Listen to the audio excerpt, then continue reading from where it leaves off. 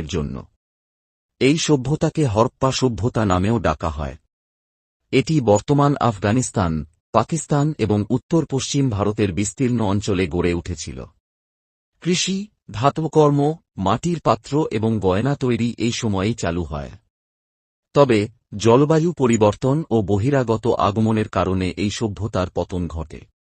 খ্রিস্টপূর্ব 1500 সালে ইরান অঞ্চল থেকে আর্য জাতির আগমন ঘটে, যার ফলে শুরু হয় বৈদিক যুগ, যা খ্রিস্টপূর্ব 500 সাল পর্যন্ত স্থায়ী ছিল।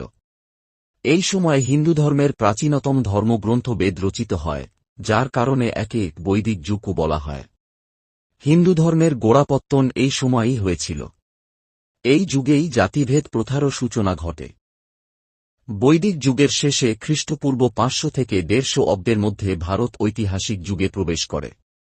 এই সময় 16টি মহাজনপদের উল্লেখ পাওয়া যায়।